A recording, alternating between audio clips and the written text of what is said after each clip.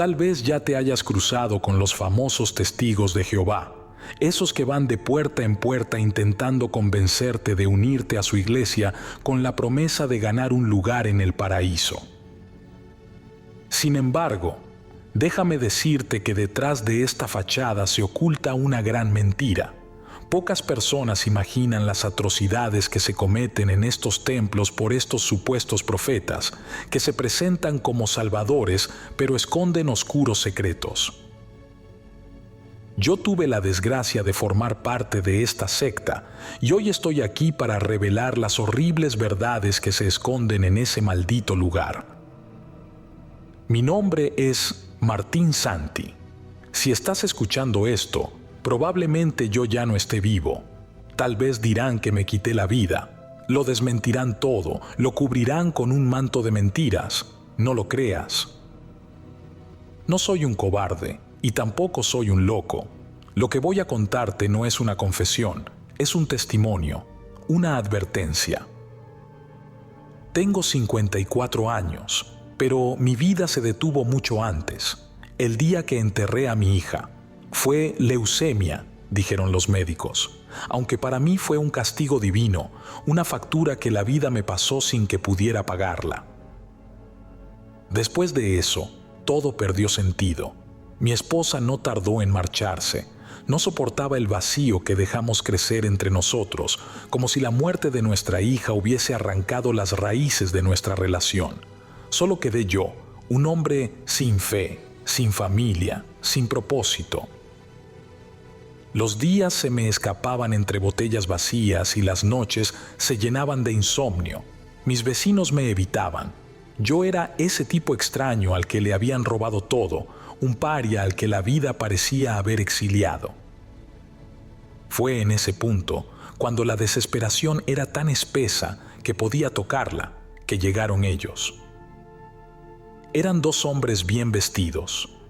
Sus trajes impecables contrastaban con mi camisa arrugada y la barba de días que me cubría el rostro. Tenían Biblias en las manos y las sonrisas más tranquilizadoras que había visto en años.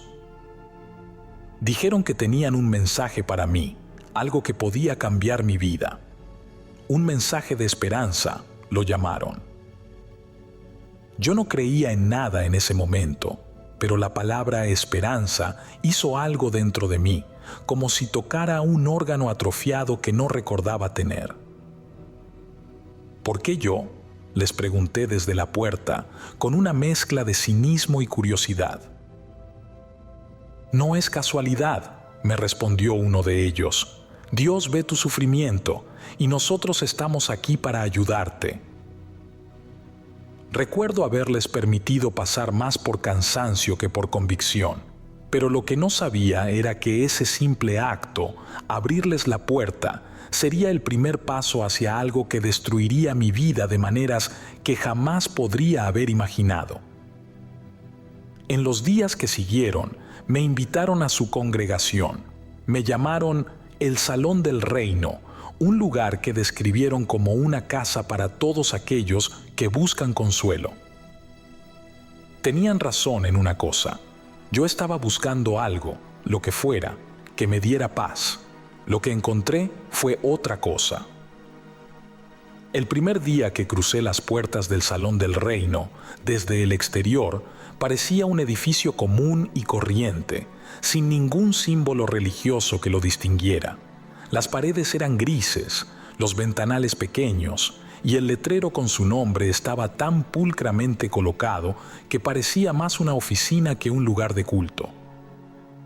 Aún así, Josué me había hablado con tal entusiasmo del lugar que sentí una curiosidad involuntaria por saber qué había detrás de esas puertas. Adentro, la atmósfera era diferente. No era cálida ni acogedora, pero tampoco fría. Era extrañamente neutral, como si cada detalle estuviera calculado para no distraer de lo que importaba, el mensaje. En las paredes no había cruces ni imágenes, solo un texto pintado con letras limpias: la verdad os hará libres. Ese mensaje se quedaría grabado en mi mente como una promesa y una advertencia al mismo tiempo. Un grupo de personas me recibió en la entrada. Sus rostros estaban iluminados por sonrisas que parecían demasiado perfectas, como si hubieran practicado para lucir siempre igual. Uno por uno me dieron la mano y se presentaron, cada uno diciendo algo parecido a: «Bienvenido, hermano, estamos felices de que estés aquí». Me sentí extrañamente cómodo. Hacía mucho tiempo que nadie me daba tanta atención, y aunque una parte de mí estaba alerta, otra se dejó llevar. Josué me condujo hacia las primeras filas, donde todo parecía estratégicamente organizado.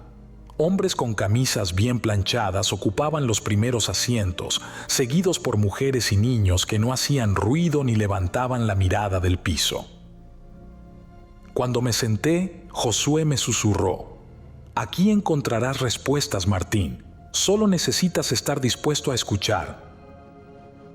El primer discurso comenzó poco después. Un hombre mayor, vestido con un traje sencillo pero impecable, se puso de pie frente a un podio de madera. Su voz era calmada, pero tenía un peso que exigía atención. Habló de la salvación, de un paraíso terrenal donde los fieles serían recompensados con vida eterna. El mundo allá afuera, decía, es una trampa diseñada por Satanás para alejarnos del verdadero camino. Mientras escuchaba, vi a varias personas asentir, algunas con lágrimas en los ojos. Había algo tranquilizador en sus palabras, pero también algo inquietante. Noté que nadie interrumpía, nadie levantaba la mano para hacer preguntas. Todo se aceptaba tal cual lo decía el orador, como si las dudas no fueran bienvenidas. En un momento, intenté preguntar sobre algo que no entendí del discurso, pero Josué me detuvo con un gesto firme. «No te preocupes por eso ahora. Todo está en el Atalaya». Fue entonces cuando me presentaron ese libro. Era pequeño, con una portada simple y sin adornos. «Es nuestra guía», me explicó Josué. «Aquí encontrarás las respuestas que necesitas». Lo hojeé brevemente y noté que cada pasaje bíblico iba acompañado de interpretaciones que parecían definitivas, casi absolutas. Algo dentro de mí me dijo que debía cuestionarlo, pero el cansancio de los últimos meses me había dejado sin fuerzas para pelear. Decidí seguir adelante, al menos por el momento. Las semanas pasaron y mi rutina cambió drásticamente. Josué se convirtió en una especie de sombra, supervisando cada uno de mis pasos. Cada día comenzaba con estudios bíblicos, seguidos de largas sesiones de lectura de El Atalaya, y los fines de semana, visitas de puerta en puerta para difundir el mensaje. Al principio, me pareció una forma de redimir mis errores, de encontrar un propósito. Pero pronto noté algo extraño. Si me desviaba de las frases del guión, si intentaba hablar con los demás desde mi perspectiva, los rostros de los oyentes se endurecían. Me sentía como una máquina repitiendo las mismas palabras vacías. Un día, Josué me invitó a una reunión especial. Dijo que era un honor que pocos recibían, y aunque no me explicó de qué se trataba, acepté. Me llevó al sótano del Salón del Reino, un lugar al que nunca antes había tenido acceso. El aire allí abajo era distinto, pesado, como si cargara siglos de secretos. Las paredes estaban desnudas y en el centro de la habitación había una mesa con velas negras que apenas iluminaban el espacio. Había un grupo reducido de personas esperándome. Reconocía a algunos como los ancianos de la congregación, pero los otros me eran desconocidos. Sus rostros estaban serios, casi carentes de emoción. Josué me colocó en el centro de la sala, mientras los demás formaban un círculo a mi alrededor. No sabía qué esperar, pero el sudor empezó a correr por mi espalda. «Martín», dijo Josué con su tono calmado de siempre, «hoy darás un paso importante en tu camino hacia la verdad. Este es el momento de dejar atrás el mundo y abrazar el nuevo orden». Un hombre alto y delgado, que parecía ser el líder del grupo, me entregó una vela negra. Sus manos eran frías al contacto. «Repita después de mí», ordenó. «Renuncio al mundo para entrar al nuevo orden». Mi garganta estaba seca, pero lo hice. Mi voz tembló al pronunciar las palabras y al final sentí como si algo se rompiera dentro de mí. Era un dolor sutil, apenas perceptible, pero estaba ahí, como una fisura que comenzaba a expandirse. Cuando todo terminó, los demás me rodearon y, sin decir una palabra, apagaron las velas. Esa noche, mientras intentaba dormir, escuché por primera vez lo que parecía un susurro en mi mente. Pensé que era el cansancio, pero algo me decía que no estaba solo. Algo había cambiado en mí y ya no había marcha atrás. Tras la ceremonia en el sótano, mi lugar en la congregación cambió. Ya no era un invitado, ahora era uno de ellos. Mi vida se llenó de horarios estrictos, supervisados siempre por Josué, quien parecía medir cada uno de mis pasos. La rutina era sofocante: estudios, visitas puerta a puerta y reuniones que se extendían hasta altas horas de la noche. Había algo casi militar en la forma en que organizaban nuestras vidas. Cada decisión debía ser consultada con los ancianos, desde los libros que leía hasta las personas con las que hablaba fuera de la congregación. Si algo no encajaba, la respuesta siempre era la misma: Jehová proveerá. Un día me pidieron llevar un objeto personal que simbolizara mi vida pasada. Escogí una foto de mi hija, la última que tenía de ella. Era mi único vínculo tangible con su recuerdo. En la reunión, un anciano tomó la foto con cuidado y la colocó en un recipiente metálico junto con otros objetos: un reloj, una medalla, una alianza de matrimonio. Sin dudar, encendió un fuego y comenzó a hablar sobre la purificación del alma.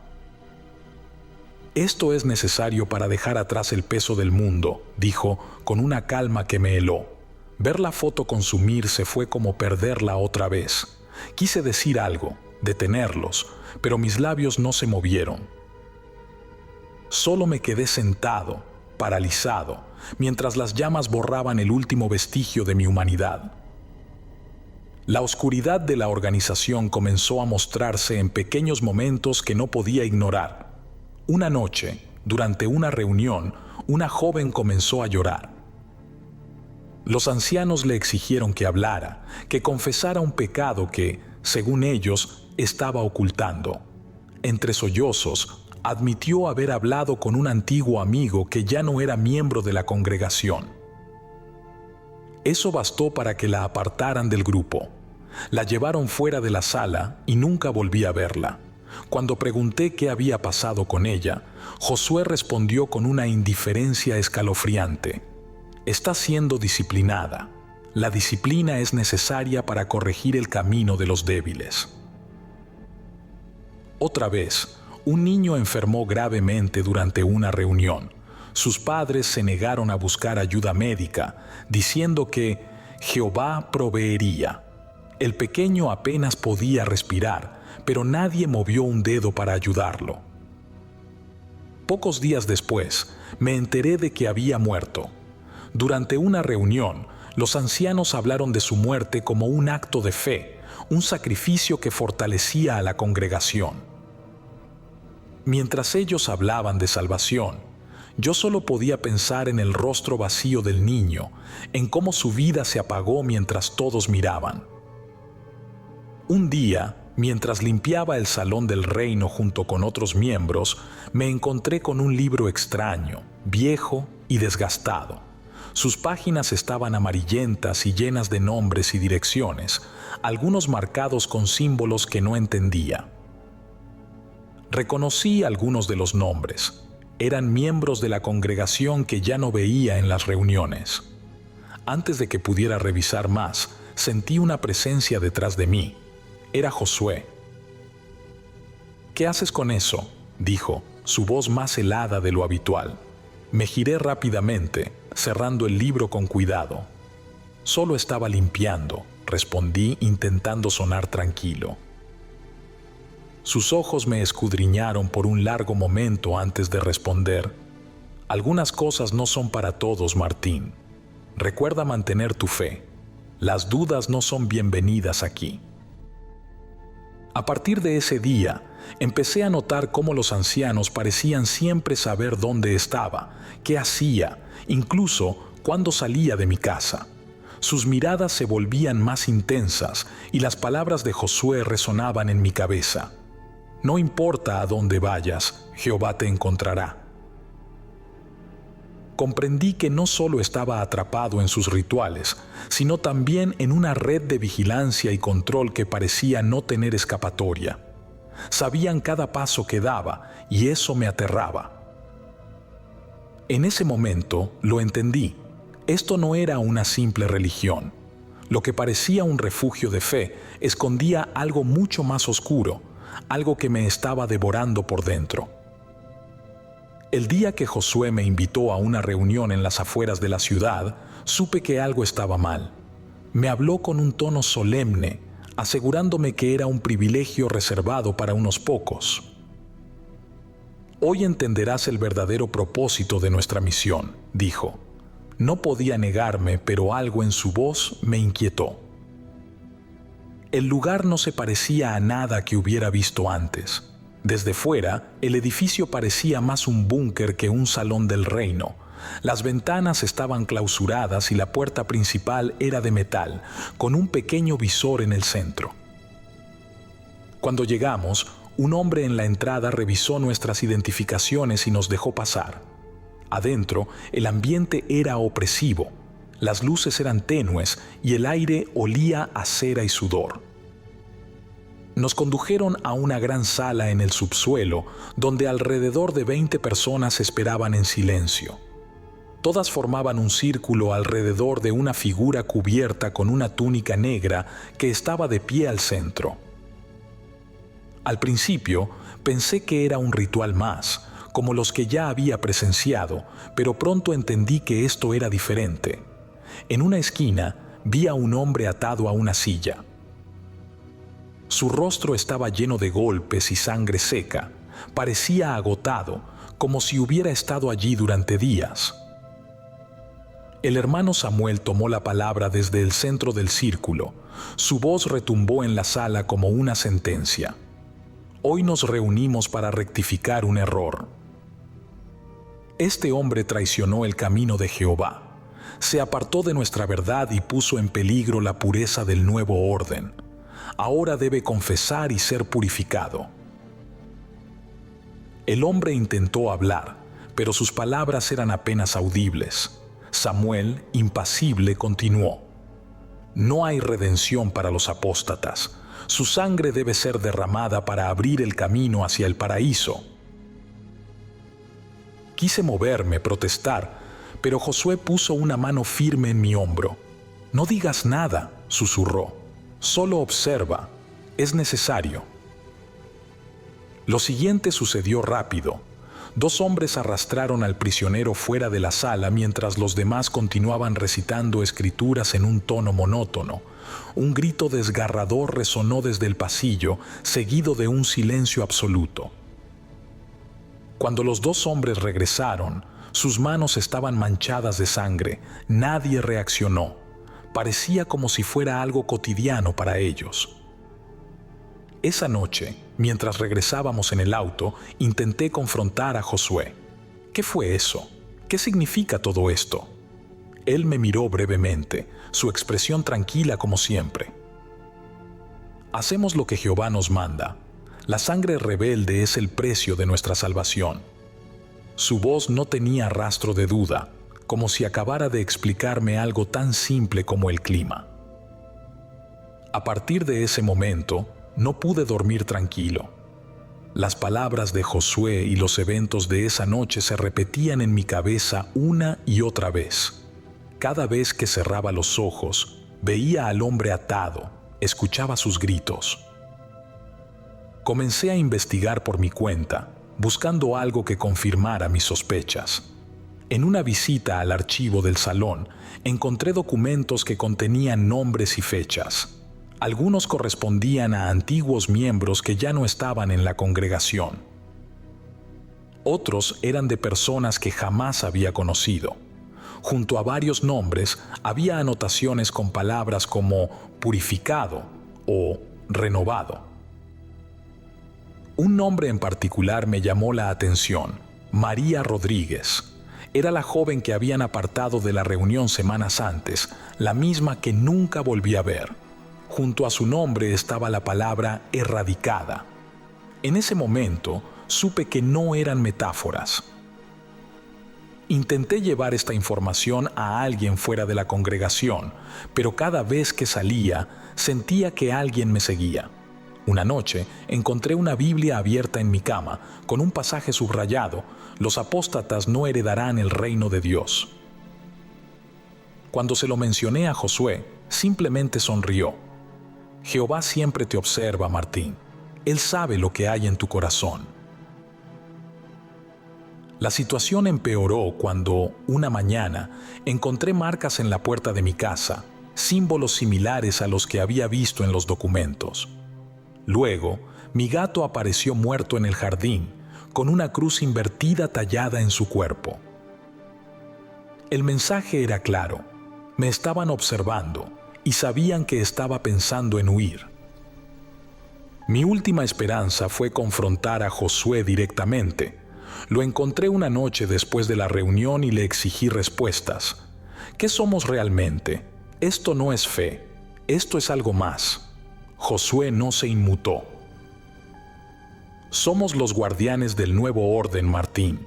Jehová nos ha elegido para cumplir su voluntad. Tú ya eres uno de nosotros, y no importa a dónde vayas, siempre lo serás. Esa fue la última vez que hablé con él. En mi mente solo había una opción: escapar. Esa noche, después de hablar con Josué, supe que ya no podía quedarme. Me estaban vigilando, manipulando cada aspecto de mi vida, y ahora, al saber demasiado, era un objetivo. Pero escapar no era tan sencillo como tomar mis cosas y marcharme. Sabía que me estaban observando, sus advertencias, los símbolos en mi puerta, la tensión constante. Todo indicaba que cualquier intento de fuga no quedaría impune. Decidí investigar más antes de actuar. Si iba a salir, necesitaba entender completamente qué estaba enfrentando. Comencé a revisar los documentos del archivo del Salón del Reino cada vez que tenía oportunidad. En ellos encontré algo aterrador: una lista de miembros marcados con diferentes símbolos. Algunos eran simplemente aptos, otros renovados, pero los que me helaron la sangre estaban marcados como erradicados. Entre esos nombres reconocí a varios que habían desaparecido sin explicación, incluyendo a la joven que habían apartado semanas atrás. Una noche, mientras revisaba esos documentos, encontré un pequeño diario escondido entre las carpetas. Estaba escrito a mano y parecía pertenecer a alguien que había sido parte de la congregación hacía años. En sus páginas se hablaba de reuniones secretas, de rituales sangrientos y de un supuesto pacto con algo que llamaban el creador del nuevo orden. Según las anotaciones, no era Jehová como yo había creído, sino una entidad mucho más antigua, una fuerza que se alimentaba de sacrificios humanos. El Salón del Reino no es una iglesia, decía el diario, es un altar. El sonido de pasos en el pasillo me hizo cerrar el diario de golpe. Lo guardé entre mi ropa y fingí estar acomodando papeles. Josué apareció, con esa calma inquietante que siempre llevaba. «Martín, es tarde. ¿Qué haces aquí?» Su mirada no se apartó de mí mientras respondía con una excusa improvisada. «Solo quería organizar un poco. No podía dormir». Él asintió lentamente, pero su mirada me dijo que no me creía. «Descansa, hermano. Mañana es un día importante». Luego se fue, pero no antes de cerrar la puerta con seguro desde afuera. Me quedé helado. Ellos ya sabían que algo estaba mal. El acoso se intensificó después de esa noche. Cada vez que salía de mi casa, sentía que alguien me seguía. Mi teléfono comenzó a recibir llamadas silenciosas a todas horas. Una vez encontré una figura observándome desde el otro lado de la calle, inmóvil bajo una farola. Cuando llamé a la policía, no había nadie al llegar. La paranoia se apoderó de mí. Dejé de dormir, de comer. Cada sombra, cada ruido se sentía como una amenaza. Una mañana encontré a mi gato muerto en el jardín. Su pequeño cuerpo estaba destrozado y alguien había tallado una cruz invertida en su costado. Me quedé sin aliento, sintiendo que el miedo me paralizaba. Alguien había entrado en mi casa sin que yo lo supiera. Alguien había querido enviarme un mensaje claro. Esa noche recibí una llamada. Cuando respondí, nadie habló. Solo escuché una respiración pesada antes de que la línea se cortara. Todo mi cuerpo temblaba mientras sostenía el teléfono y entendí que mi tiempo se estaba acabando. Desesperado, tomé el diario y los documentos que había logrado sacar del Salón del Reino y comencé a buscar ayuda. Pensé en acudir a la policía, pero no sabía cómo explicar lo que estaba pasando sin que pareciera un loco. Decidí probar con una iglesia cristiana local. Había escuchado que ayudaban a personas que habían salido de grupos religiosos extremos y pensé que tal vez entenderían mi situación. Sin embargo, incluso allí, sentía que me estaban siguiendo.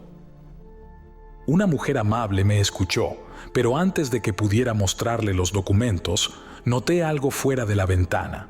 Un hombre con traje oscuro parado junto al auto de la iglesia. Josué. Mi corazón se detuvo. Apenas había mencionado mi situación y ya sabían dónde estaba.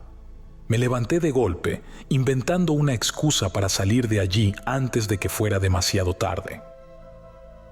Mientras caminaba hacia mi coche, miré atrás y vi que Josué me observaba. No se movía, pero su sonrisa me decía que no había escapatoria. De regreso a casa, empecé a pensar en todas las cosas que había visto, en todas las vidas que habían sido destruidas. Sabía que no podía quedarme allí, pero también sabía que irme no sería suficiente. Ellos me encontrarían. Josué lo había dejado claro. No importa a dónde vayas, Jehová te encontrará. El terror no era solo lo que me harían si me atrapaban. Era lo que ya habían hecho, lo que seguirían haciendo con otros. Esa noche me senté con el diario en las manos, leyendo cada línea como si fuera mi última oportunidad para entender en qué me había metido. Lo que parecía un refugio de fe había resultado ser algo mucho más oscuro, una red que atrapaba y destruía a todo el que se cruzaba en su camino. Mi plan era claro: irme antes del amanecer. Empaqué lo esencial, incluyendo el diario y los documentos que había sacado del Salón del Reino. No sabía exactamente a dónde ir, pero debía alejarme de esa ciudad, de ese círculo de vigilancia que parecía rodearme cada vez más. Conduje durante horas, evitando las carreteras principales y revisando constantemente los espejos retrovisores. Sentía que alguien me seguía, aunque no veía nada. La paranoia era como una sombra que no podía dejar atrás. Llegué a un motel en un pueblo pequeño, lejos de cualquier ruta importante. Parecía un buen lugar para esconderme. La recepcionista apenas levantó la vista mientras me registraba, lo cual me tranquilizó un poco. Cerré la puerta de la habitación con doble seguro, coloqué una silla bajo el picaporte y traté de descansar, pero dormir era imposible. Cada ruido afuera, cada sombra que pasaba por la ventana me hacía sobresaltarme. Mi mente repetía las palabras de Josué: Jehová siempre te encontrará. Al día siguiente, intenté contactar a alguien, cualquiera, que pudiera ayudarme. Envié correos desde un cibercafé, explicando todo lo que sabía y adjuntando fotografías de los documentos. Elegí direcciones al azar, periodistas, organizaciones de derechos humanos, incluso un par de abogados. No sabía si alguien me creería, pero debía intentarlo. Sin embargo, mientras regresaba al motel, sentí que algo estaba mal. Un coche negro estaba estacionado cerca de la entrada, con los vidrios polarizados. Mi corazón comenzó a latir con fuerza. Me dirigí rápidamente a mi habitación, pero al llegar, encontré la puerta entreabierta. Todo mi cuerpo se tensó. Entré con cautela, sosteniendo un objeto pesado que había recogido del estacionamiento. La habitación estaba vacía, pero claramente habían estado allí. Mis cosas estaban desordenadas y los documentos que había escondido bajo el colchón ya no estaban. Lo único que quedaba era el diario, colocado cuidadosamente sobre la cama, con una hoja doblada hacia una página específica. La página marcaba un pasaje escrito con letra temblorosa. Aquellos que traicionan al orden nunca están realmente solos, siempre estamos contigo. Al lado del diario, alguien había dejado una vela negra. Sentí que el aire me faltaba. Salí de la habitación, dejando todo atrás, y corrí hacia mi coche. Conduje sin rumbo fijo, evitando mirarme en el espejo retrovisor. No importaba cuánto intentara escapar, siempre sentía que alguien estaba detrás de mí. Una noche, mientras descansaba en un área de servicio, escuché pasos cerca de mi coche. Miré a mi alrededor, pero no vi a nadie. Sin embargo, cuando regresé al asiento del conductor, encontré un folleto del Salón del Reino sobre el tablero. En el reverso, alguien había escrito: «No hay lugar para los apóstatas». El acoso se volvió insoportable. Comenzaron a aparecer símbolos tallados en la puerta de las habitaciones que rentaba y llamadas en la madrugada donde solo podía escuchar una respiración pesada. Sabía que estaban jugando conmigo, desgastándome. Una mañana encontré mi coche con los neumáticos rajados y un mensaje grabado en el capó: «Regresa antes de que sea tarde». Intenté buscar ayuda nuevamente, esta vez en una comisaría de un pueblo pequeño. Expliqué lo que estaba pasando, pero los oficiales me miraron con incredulidad. Uno de ellos, un hombre mayor con expresión severa, me tomó aparte. «Sé que crees que estás en peligro», dijo con voz calmada, «pero este tipo de cosas son problemas internos. Te sugiero que lo resuelvas con ellos. No queremos meternos en este tipo de asuntos». Sentí un frío en el estómago al escuchar esas palabras. Incluso allí, en medio de la nada, parecía que tenían influencia. Nadie iba a ayudarme. Una noche, completamente agotado, paré en un área de descanso desierta para tratar de dormir en el coche. Desperté sobresaltado al escuchar un golpe en la ventana. Era Josué. Su rostro estaba tranquilo, sereno, como si fuera un amigo visitándome. «Martín», dijo suavemente, «te lo advertí, no puedes escapar. Jehová siempre te encontrará». Antes de que pudiera reaccionar, se alejó hacia la oscuridad, desapareciendo entre los árboles. No trató de detenerme, pero su presencia era suficiente para recordarme que nunca estaría solo. Sentí el impulso de acelerar y seguir adelante, pero algo me detuvo. Sobre el asiento del copiloto, donde antes no había nada, estaba una vela negra encendida. Estoy grabando esto desde un lugar que ni siquiera sé cómo describir. Si estás escuchando este mensaje, significa que ya no estoy aquí. Pero recuerda lo que te dije al principio. No crean que me quité la vida. Esto no es un acto de desesperación, sino de advertencia. Deben saber lo que vi, lo que descubrí y por qué nadie está realmente a salvo.